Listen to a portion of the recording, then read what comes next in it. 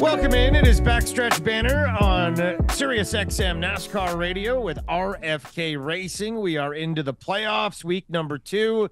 Coming out of Atlanta, not our best week for RFK, but hoping to bounce back. Brad Keselowski in the playoff, and we're going to a very interesting racetrack this week. We go to Watkins Glen, which is always interesting. So we'll see, right? Our team was the 8th seed coming in. Brad's going to be in the number 6 Ford Mustang Kings Hawaiian this week. We love that paint scheme. We love the partnership with Kings Hawaiian. And equally as cool, Chris Buescher in that number 17 and buildsubmarines.com. And if you don't know about it, go to the website. If you're looking for a career and you love your country and you want to help, you could build a submarine. So that's pretty cool. Buildsubmarines.com, the way to do that. We have a really neat guest to join us out of the gates here. Not one of our own internally, but somebody that's been around this team, that has covered this team, that was around it during some amazing moments. We got Mike Massaro with us, who was with ESPN, NBC, covered NASCAR for a million years. Mike, how are you? I'm great. Thank you for having me on. A million years. Sometimes it felt like that, yeah, but just slightly less than that. I'm sure it always feels like one season can feel like a million, let alone a bunch of them. But you did it for a long time. You were deeply entrenched in the sport. I think it's kind of wild, talking to a guy like you that was a part of, the ESPN years and NBC and all that, to look at where we're at now, where we're going to streaming races and all kinds of different stuff in the future. For you, who's a media guy that's been around this sport, does it blow your mind at how the technology has changed and advanced the way that we consume NASCAR? I mean, yes. And as you mentioned, streaming, that's the way to go. I mean, you'd be a fool not to think that, that's the way the content's going to be consumed. It's already very much the case across the board. I'm sure many folks like myself have cut the cord and are now streaming their television product and, going to applications where they can get their content on demand. And that's where NASCAR's headed. That's where everything is headed. So you got to keep up with it. You have to adapt. Otherwise, you'll fall behind. And NASCAR, I got to tell you, is doing a great job of adapting to that. The new television package speaks of that. The new programs they just rolled out through NASCAR Productions just this week for the playoffs, the streaming platforms, I think is just a real positive sign of where the sport's headed when it comes to broadcast. I think so too, and it's going to continue to change. It's going to continue to get more advanced. Apple came out with that thing that you put on and everything gets in front of you. I haven't done that yet. I think I'd get dizzy. I need to try it because I hear with like racing, you could have like the cars moving in front of your face and you're watching the TV. And I mean, who the heck knows what it's going to look like in 10, 20 years. But it's amazing, and I can't wait because the experience has only gotten better and better. You were recently in the ARCA series, which I think that series has grown exponentially, and you've seen some great drivers in recent years that get a lot of attention. In fact, the most followed Instagram driver in the world right now, Tony, is an ARCA driver. So Tony Bredner, whatever her name is. But okay. We'll say that. Yeah. But she's rocking it right now, right? So it's kind of amazing how things have picked up and how social media has given these drivers a big platform.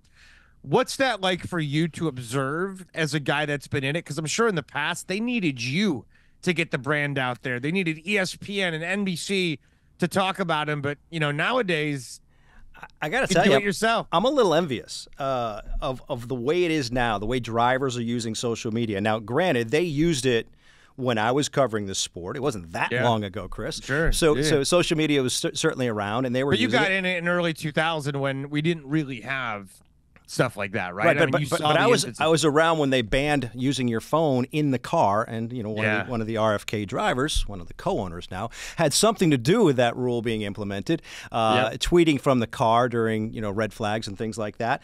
So it was always there. But what I'm envious of, Chris, is how drivers right now, let's use Denny Hamlin as a good example, how they use their podcasts to get information out that wasn't out there other than, say, through a press release in the past. So they put stuff out there on a Tuesday that gives you some meat on the bone as a reporter to chew on when you get to the racetrack on the weekend. So it gives you the beginning of a story, and you can continue with that story as the race weekend goes on, and there's a lot to be taken from that. And there's things that are tweeted out. You know, you saw the interview that Dave Burns did this past week. Was it this past week? It was at Daytona, I believe, with Michael Jordan, right? So, and he followed up on what had been sent out through social media that week. Bubba Wallace said that he received a text from Michael Jordan of encouragement, and Dave played with that and used that as part of his interview. So, you know, to have that social media aspect, it gives you a lot to work with as a pit reporter and as a play-by-play person or an analyst. You know, you get an understanding what's going on behind the scenes, things that are really happening during the week.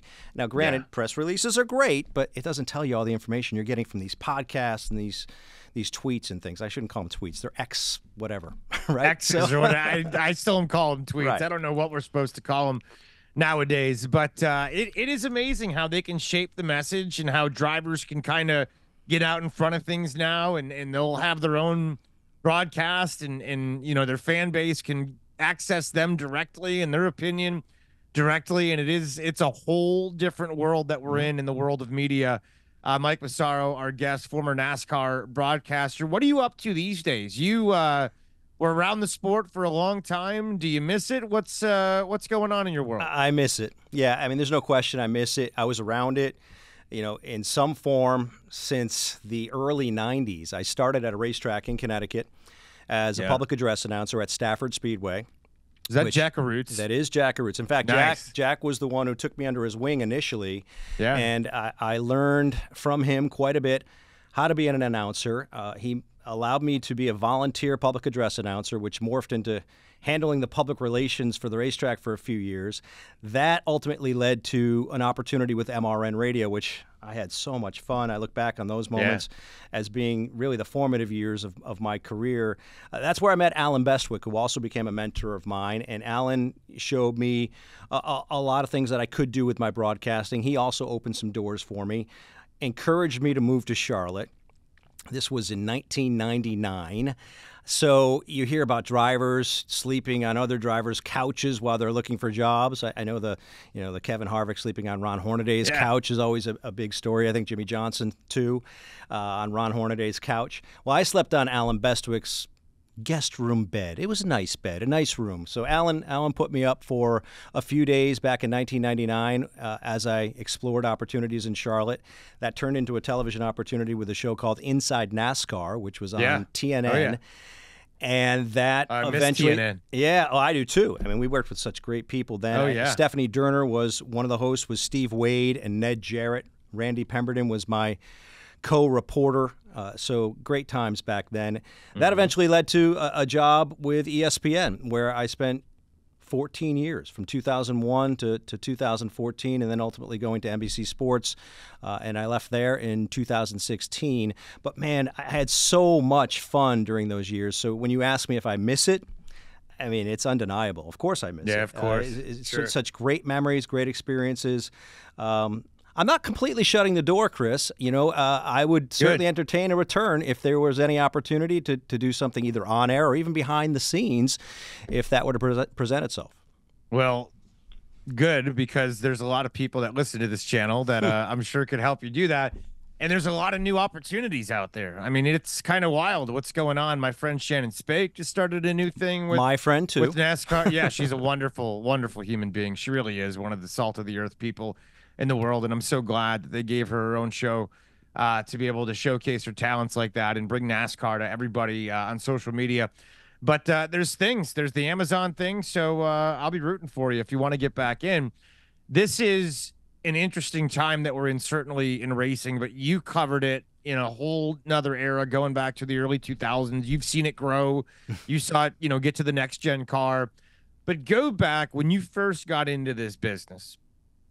Your impressions of Jack Roush and your impressions of his race team were what back then? Polished, professional, and very competitive. Those were my impressions, going way back. And, I have the utmost respect for Jack Roush, always have. I got a good story. But maybe it's not a good story, but I like it. It sits with me because there was a race. I want to say mid-2000s in Phoenix, I was a pit reporter, and I reported on something that happened. I don't remember if it was Carl Edwards' car or Matt Kenseth's car. I can't remember all the details, but either way, Jack was not very pleased with the way I covered it. I think I went up on the pit box and tried to do an interview at a critical time that he did not necessarily like. I was a rather green pit reporter at that time. When I started at ESPN, I wasn't a pit reporter. So from 2001 to 2007, I was a reporter for SportsCenter. So being a pit reporter was kind of something I needed to learn. I needed to learn timing, I guess, when to approach somebody about an interview and when not. But here's the part of the story that really will sit with me forever, and I have the utmost respect for Jack because of it. Jack, after pretty much pointedly making me understand that he didn't appreciate me interrupting when I interrupted, he said, "Make sure you come and see me after this race." I was like, oh, it was like getting called to the principal's office. Yeah, like, right. What? Yeah. Okay. So, sure enough, I said, okay, I'm going to try to find Jack after the race. Wasn't sure. Well, I didn't have to go far. I think one of the Roush cars may have won the race because Jack was in the media center. Yeah. So I met Jack outside the media center, and he talked with me for 20 minutes. Almost like a father, coaching me, trying to give me a better understanding of how things are done around here. Yeah. And it wasn't done in a negative way. He wasn't mean. He wasn't berating me in any way. He was coaching me. And I took that very seriously. And that had to be, I want to say, 2008, 2009-ish, a long time ago. But it helped me. It definitely helped me. And it was the constructive criticism I needed at the time. We all kind of need that. And, and you know what? Isn't it great? I'm so glad you bring that up. And I'm glad Jack's that kind of human being that teaches people and motivates that way, because we have all had people that berate us in those moments that we screw up or don't know what we're doing. And they, why are you here? You're an idiot. But if somebody literally says, hey, you made a mistake. Here's what we do. Here's how we do it. I mean, it goes so far with the relationship. I mean, now you have the utmost respect for this guy. He treated you like a human being. He respects you have a job to do. He's helping you do it. It goes a long way with relationships. It really does. And I would imagine not every team is going to be like that. No. Do you have any horror stories from? I do, but I will not share them on. You're not going to give me any names? No. No. We're not going to get Mike on record today about. I'm sure everybody does, though, especially in this business. How would you describe the NASCAR traveling show? Because it's so different. I mean, even like, F1, they go to all these different countries, but it's, every couple weeks, and it's certainly a circus. But NASCAR, we're going all over the country every weekend, and we're, it literally is like the amusement park. They're unpacking their trucks and all that with their rides. But it really is. It's a traveling show for most of the year.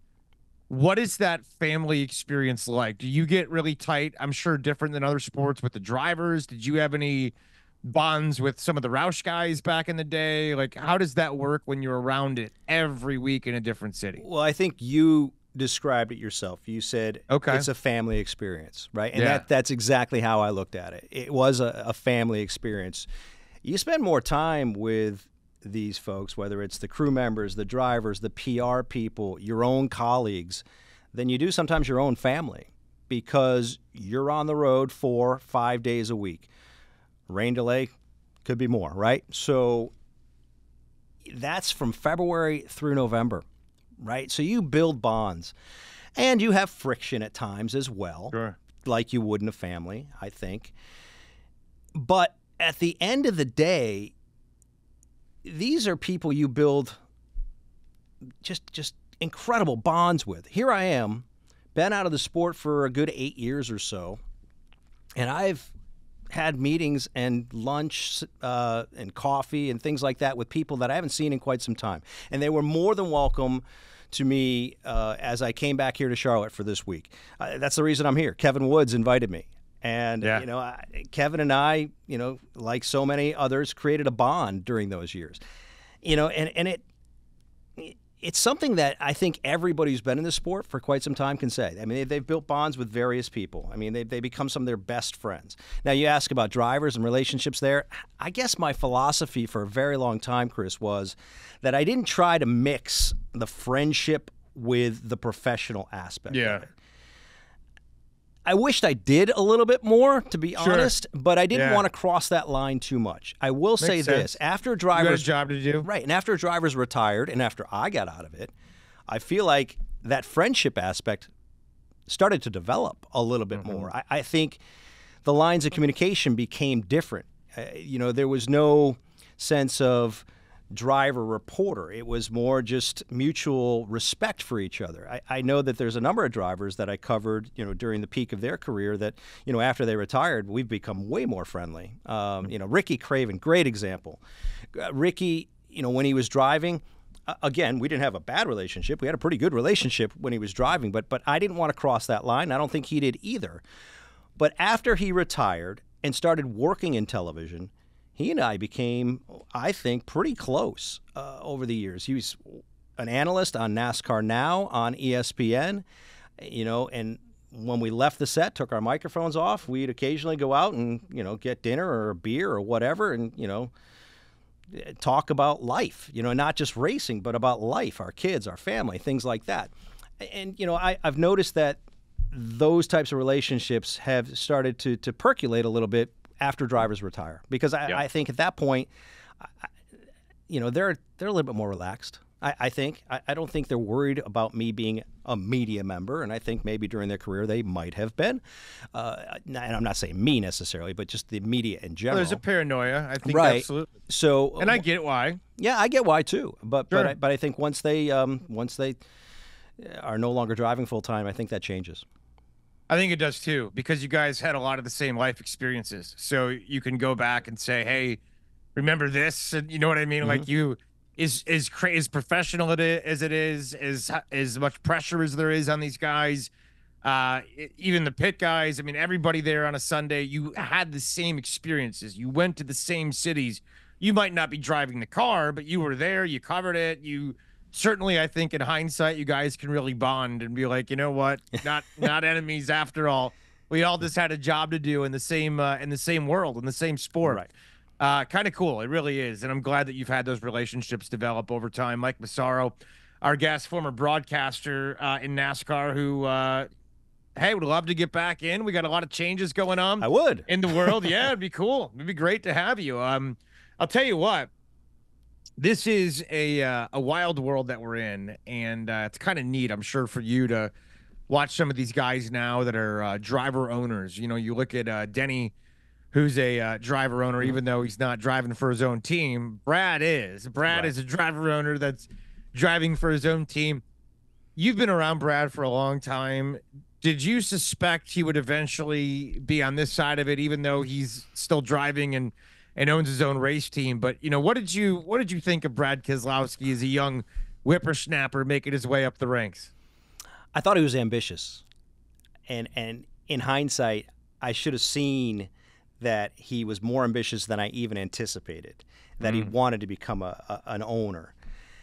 I remember my first experience with Brad. Brad was, I want to say, in the Xfinity series, which was then a different brand. So he didn't have a big sponsor, was driving for a very, very small team. And I remember my colleagues and I were packing up and we were leaving the garage. And generally, when we're leaving the garage, we're the only ones in the garage. But I saw Brad, just a straggler in the garage. And he was kind of like poking around and looking at things. Might have been peeking at, what was going on in the other garage stalls, whatever. I don't know exactly what he was doing. I'm not going to speculate, but he was curious.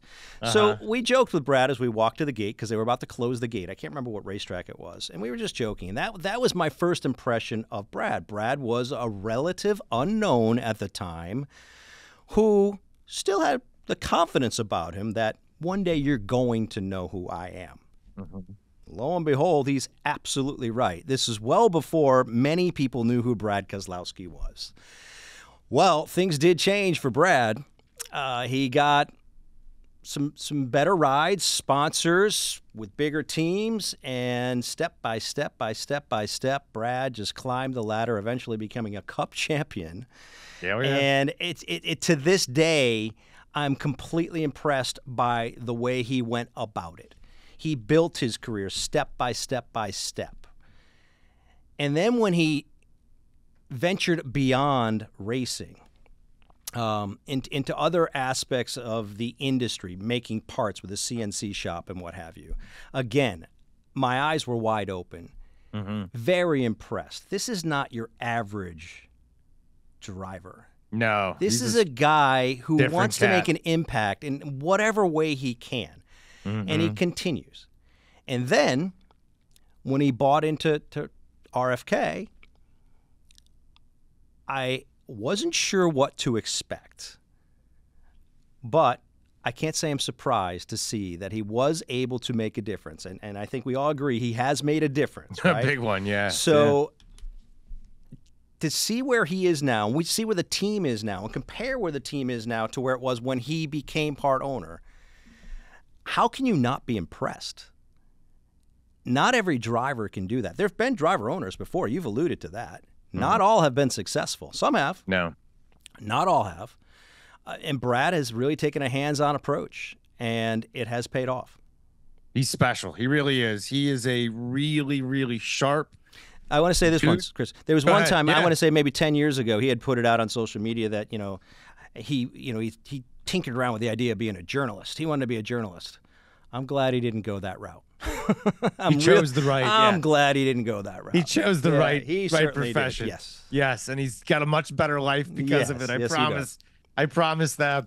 Mike Massaro, our guest here. Let's take a break. We'll come back. We'll finish up with Mike. Maybe tell a couple more Roush stories from the early 2000s. Certainly some interesting moments for the team. We'll do that next right here on Sirius XM NASCAR Radio, Channel 90.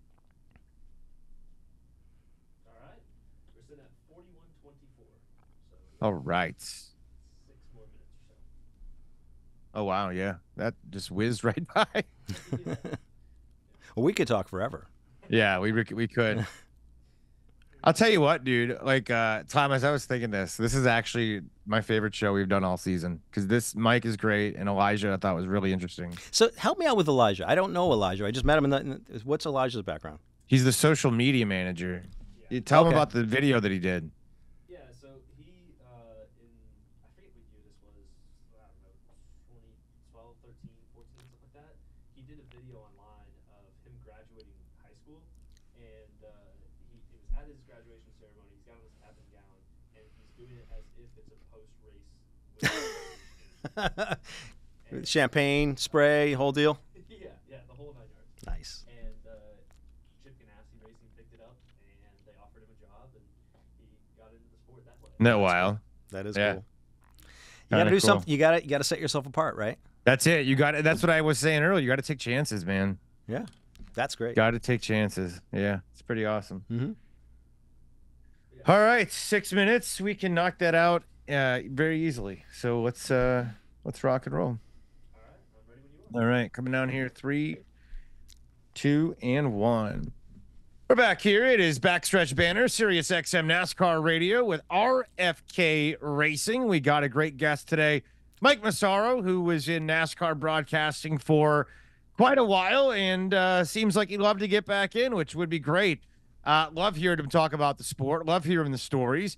Let's get back into the Roush days. You have been around this team for a long time. In the early 2000s, things were hot.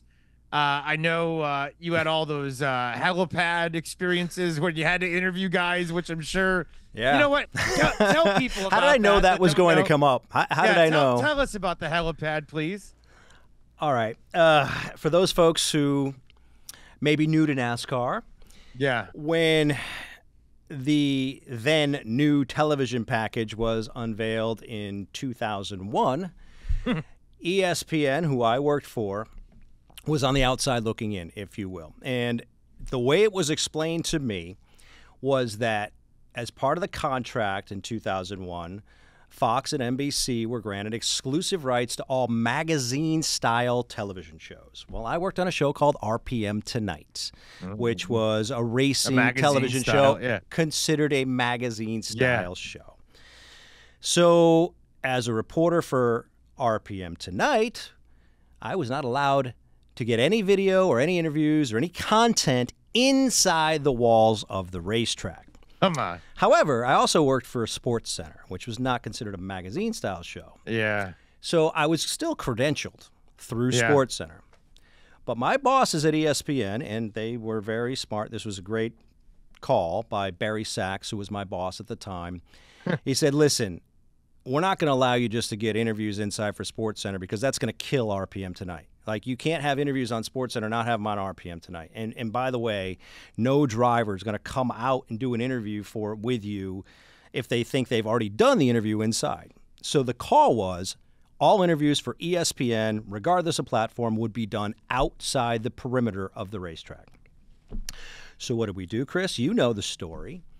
We camped out at helicopter pads, which were located usually outside Turn 4 of said racetrack, or at the nearby airport itself, where we'd actually get them before they got on their airplanes. But we would get the drivers as they left the racetrack. It's awesome. I mean, they got out of the race car, they did their post-race interviews, they maybe even went to the media center, and then they came out and they were on a golf cart and quickly getting to the helicopter, and the last thing they really wanted to do was do another interview.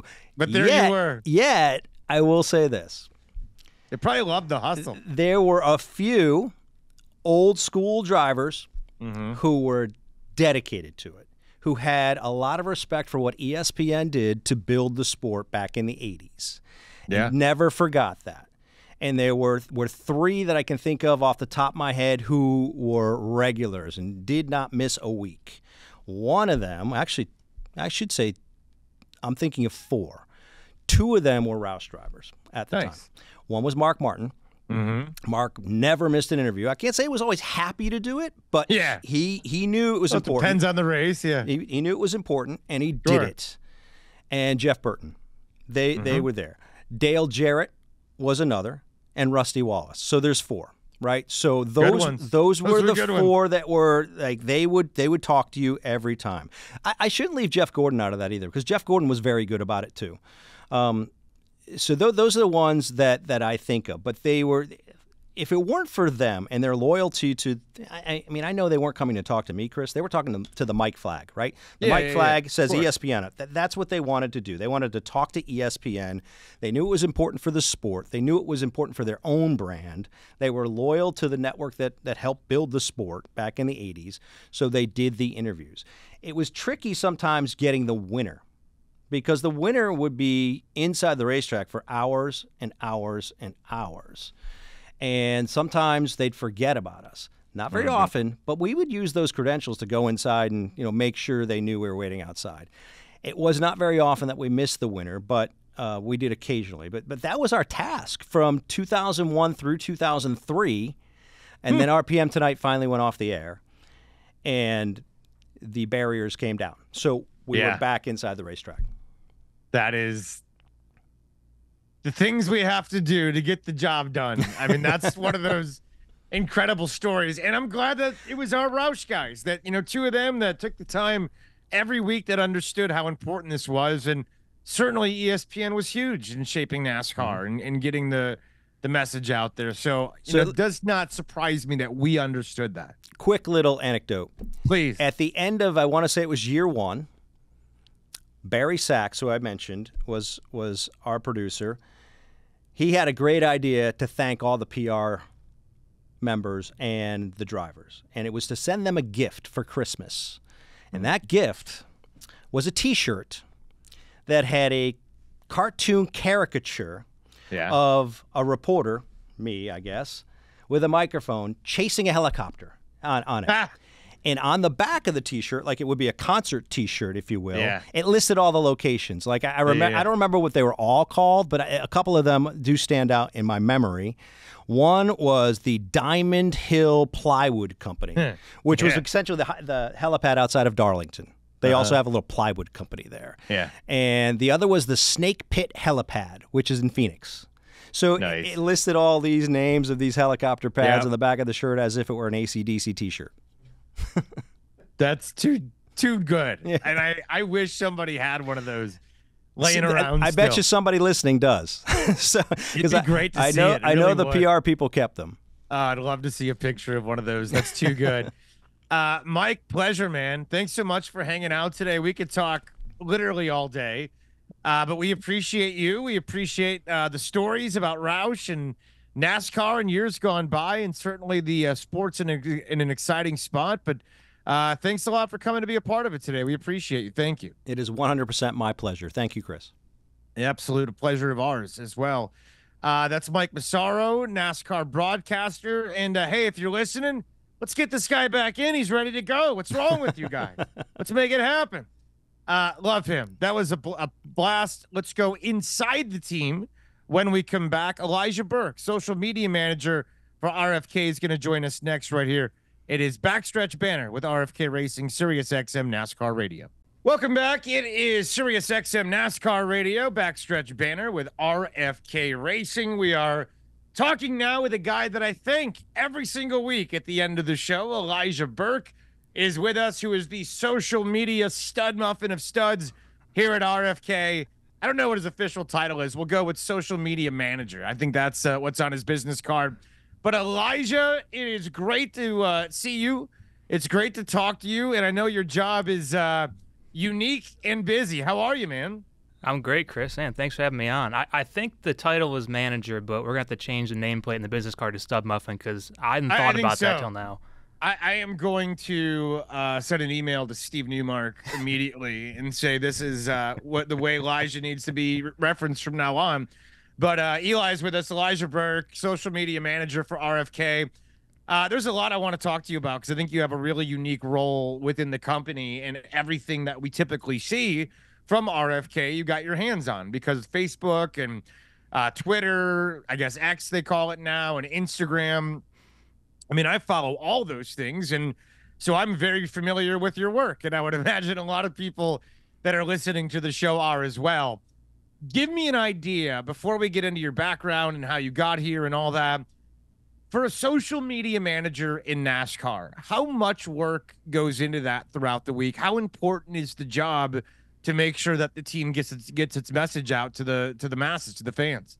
Yeah, it's huge. It's become bigger every single year. I really see the social media channels for a team, and really any brand in general, as you're the megaphone, right? You're you can message what your team wants to say, what your brand wants to say to the end user, your consumer, your customer, your fan, your audience. So it's super important to be on top of it, and the digital space is only growing every single year, and it's getting harder and harder to break through the noise, because you see it when you get online. People listening see it when they get online. There's more, Instagram content, Facebook content, TikTok, the reels have exploded. Everything is getting bigger and better, and it's hard every year to create, what's new, what's bigger, what's going to be something that breaks through that noise and gets your message across. So it's a lot for us at the shop. It's really, how do you tell the story of the race team, right? We have an ability to tell stories that no one else can, right? What happens within the walls of the shop is not what you're going to see on TV on Sunday.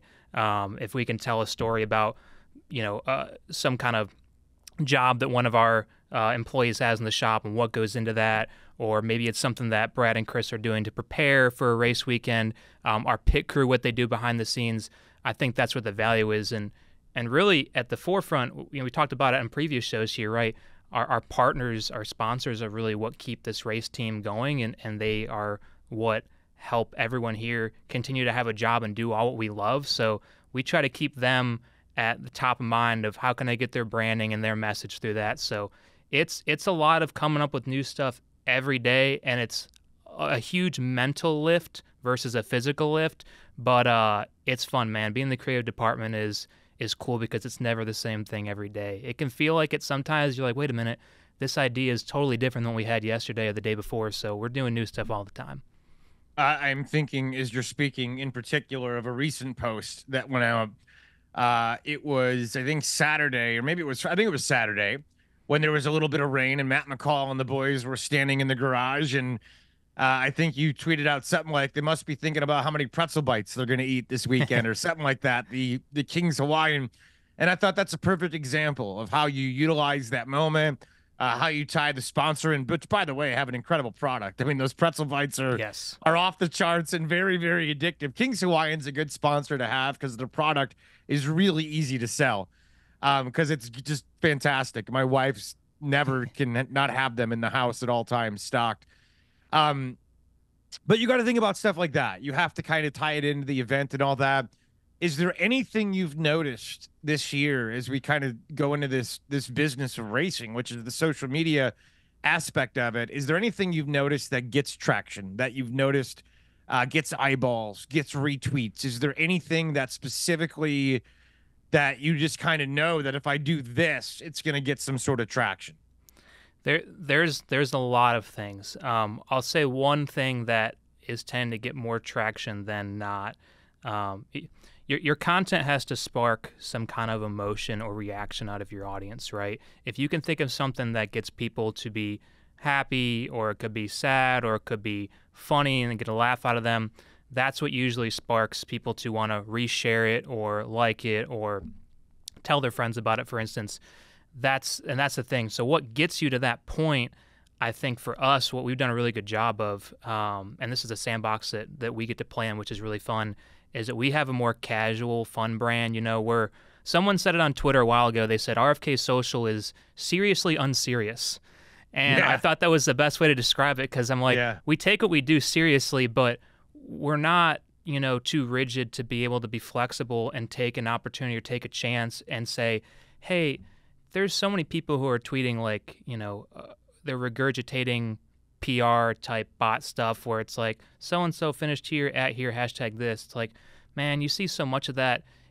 To break through the noise of that, sometimes you got to be a little more casual.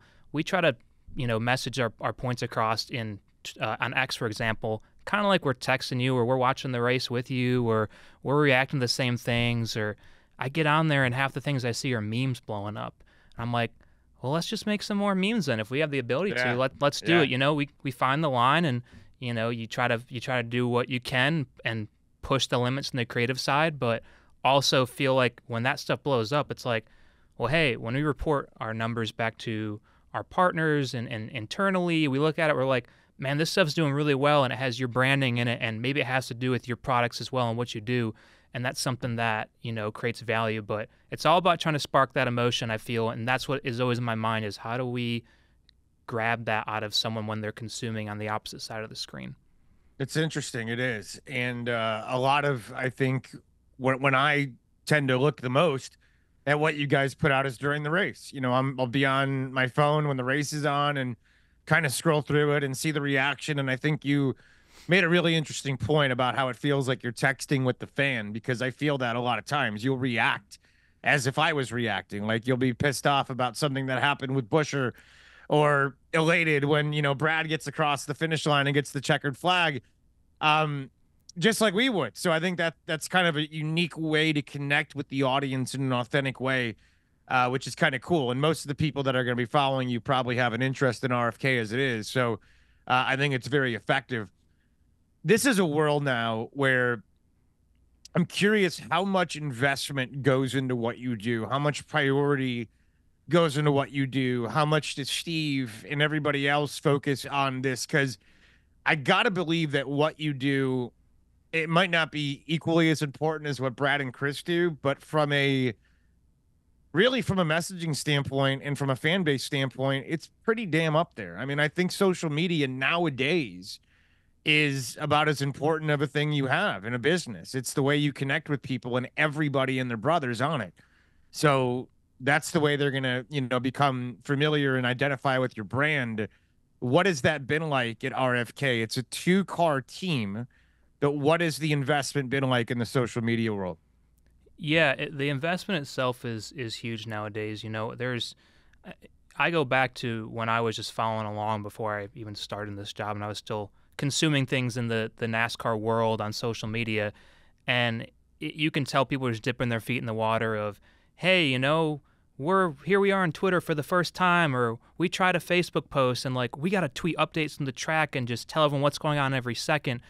And it started as like a free marketing tool, and now I feel like it's morphed into, man, if we don't have social media, and if social media is not in your conversations with, the rest of your marketing department, if they're siloed, then you really are missing a huge value of what your company is able to do, your brand's able to do. And here at RFK, it's cool because, me, Thomas, and Brandon on our side who work on the social media side of things, and Kevin, who's helped lead the charge on it, we're able to kind of really have this collaboration with, our account managers, our sales department, on making sure we can drive the most value, because it's integrated into, what you're going to present to the partner as part of their value. And for me, like, you try to understand that stuff all comes first, but your audience at the end of the day, the people who are really going to help your content reach new people or continue to flourish, those are the people you're really posting for, and your fans out there, your followers are, the ones that keep top of mind. So it's embedded in everything now. It's something you can't afford to ignore in today's society. And if you could afford to ignore it, 10, 12 years ago, imagine what it's going to look like 10 or 12 years from now. No question about it. It's a whole new world. There's no doubt about it. And it's going to continue to evolve and continue to get more high tech. I mean, hell, look at NASCAR itself with the cars and the technology and what we can do from a crew chief perspective and the data that comes in and all that stuff. I mean, it is night and day different from what we had just a few years ago. So I would assume that the social media aspect is going to change rapidly, and the messaging aspect for teams is going to evolve rapidly with that. Elijah Burke, our guest, who's the social media manager for RFK. You have an interesting story how you got here and how you got into NASCAR that we'll get into in a few minutes. I am curious, though, before we take a break, when you look at this world of NASCAR and you look at where we're going right now, how do you view what NASCAR does at the big level from a social media guy's perspective? Do you think they've done an effective job of evolving with the times and getting the sport out there? Yeah, no, 100%. I've know a lot of people in their social digital department, and I think they've been the front runners to lead the charge in creating the right content that the teams have had to follow suit in. And they're the brand, right? They're the overarching series, and they should have, I think, the biggest team and of people who are working on that. They have to, right? They have the most things going on. But they have done a really good job. I've noticed the people that they've hired, the level of detail they put into their videos and their graphic design. They've started to have more collaborations with the teams, last year and this year on stuff that helps boost our stuff. It helps boost their stuff. At the end of the day, they're really interested in collaborating with us to make the best content, because we want to tell the stories about the drivers and that, and we love using some of the stuff that they have to bring to the table. Their reach is huge, and our reach for our fans, our passionate fan base, and the drivers' fan base is big too. So they've been really working together with us to have a collaborative effort to make sure we're, cross-pollinating everything there. But yeah, I've watched since my time at Ganassi, in 2018 to 2021, just how much they've expanded, even on that side. And now I think they just seem to really they built the building across the street from us here, which is supposed to be, has a lot of studio space. It has space for NASCAR Productions to be at. And they're really investing in the digital side, to continue to push the sport to new heights. So that's exciting for us, because you're working under that umbrella of, what they're doing. So it's good. It's really good. And I think this is a really fun conversation, because this is the future. This is the current. This is the world that it's evolving in right now. And social media, I mean, I'm a grad student, and all I learn about is how people get their news, their information from social media. So it is powerful. And if you do it well, it can have a real impact on your brand and your ability to connect with an audience, which certainly it seems like you understand that, and your team understands that at RFK. Let's break. You have a fascinating story. And if you're a young person listening out there, I have a similar story. When you're out there and you're trying to make it in the world and you're in college, take chances. Don't be afraid. And we'll talk about a fun story that Elijah did when he took a chance. We'll do it next right here on Backstretch Banter with RFK Racing on Sirius XM NASCAR Radio. We're back on Backstretch Banter with RFK Racing, Sirius XM NASCAR Radio. Elijah Burke is our guest. Chris Childers. Elijah's the social media manager at RFK, and he's got a fascinating story. How he got into this. He was graduating in New York, and he cut a video. Go ahead and tell it, because the way you got into NASCAR is pretty cool. And I think for any youngster listening, take chances. You have a dream, you want to do something, take a chance. But go ahead, Elijah, tell us about it. Yeah, well, I think I got a little bit of context here to how I got to the point. Yeah. So I grew up in Rochester, New York, which is, like, no one speaks NASCAR there, right? It was kind of just, me, and I don't really know anyone else who cared about it except for my dad and a couple of his friends. So when I started going to Watkins Glen every year on my birthday, I started to develop a love for it and a passion for racing. And, that was, for me, like, that was super cool. And everyone else thought it was cool until you got to about middle school. And then NASCAR was uncool. It was like, oh, you just want to watch cars turn in circles and all that. Yeah. And it was like, getting to that point, I'm like, I don't know if I want to continue with this or not. It's not cool to be made fun of in school. Not to a bullying degree. It was just like Sure. laughing at you, right? So you get to that point, and I'm like, I'm going to continue with it. I still love it. It was like my life. I'd play the video game when it came out every year. Oh, yeah. I'd collect all the die casts. Like, I knew every driver. Oh, yeah. Super fun. And when we got to high school, was when Twitter kind of came out, and I started following the OGs in the NASCAR world, like NASCAR Chasm. I remember the Mini Chad, NASCAR Wonka, the Orange Cone. When Brad tweeted about the fire and the Daytona Backstretch, like, that was what helped spark NASCAR Twitter, and I'm like, I'm here for it. So I'm always consuming as a fan, thinking about, why are these posts doing so well, or how can I be involved in this community? And I ended up building up this following, and at the same time, my high school community on Twitter is full of people who were just talking about what's going on in our high school. And whenever something funny would happen, I'd make a meme and post it. And Nice. I became known as like the resident meme guy for our high school. And it's like, okay, like, this kid's kind of funny there. So when we got to college, I had no idea what I wanted to do. I thought I wanted to work on race cars, but I said, nah, we're going to go the business route, because I've never turned a wrench in my life. Yeah. And end up getting to graduation day, and a couple months before that, I'm like, man, when I graduate, that's a big deal, right? You only get to do it once, sometimes. And you get there, and I'm like, I had the speech written out, like, maybe there's like a NASCAR style interview that I could do, like, on my graduation day, like thanking the sponsors and all that stuff. And so I posted it kind of after I left, and I'm like, it's not that great. It'll probably get like 100 likes or something. But the thing ended up blowing up. Like, NBC saw it, Fox saw it. Nice. NASCAR had saw it, Chip Ganassi Racing at the time had saw it, and it really started opening up opportunities for me to enter the world of racing. Because you think about it, I didn't think about it then, but I'm like, man, you got a kid who just graduated looking for a job, posting a video that blows up.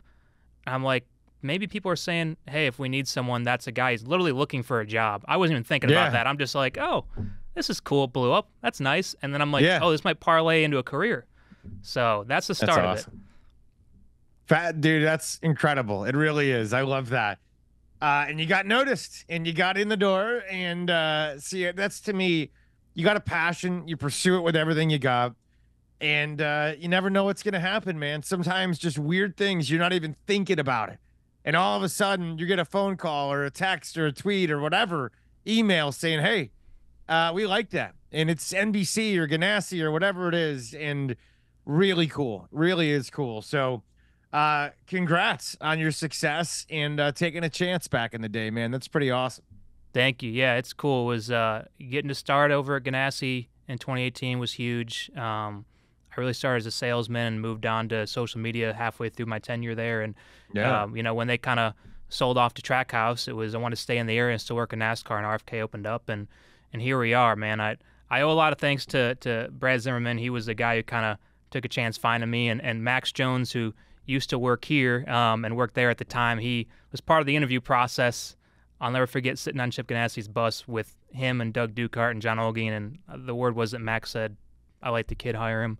And I'm like, if it wasn't for Nice. him, maybe I wouldn't have got here. But Yeah. that part was super cool. And to be here, it's like, it's just a dream come true. So I encourage people on the other side, listening, if they're trying to get into racing, it's good to, to make sure you put yourself out there in a positive way and build a good brand for yourself, but also to, just stay diligent and keep your head down and keep digging and don't give up. So, yeah, blessed to be here for sure, 100%. Amen. That was fabulous. That's Elijah Burke, social media manager at RFK. We thank him every week, so I'll thank him again now. And we'll thank Thomas Burfield and Kevin Woods and Brandon Lee and our producer in D.C., Alec Walt, for the team. I am Chris Childers, and we thank you for listening to Backstretch Banter with RFK Racing, Sirius XM, NASCAR Channel 9.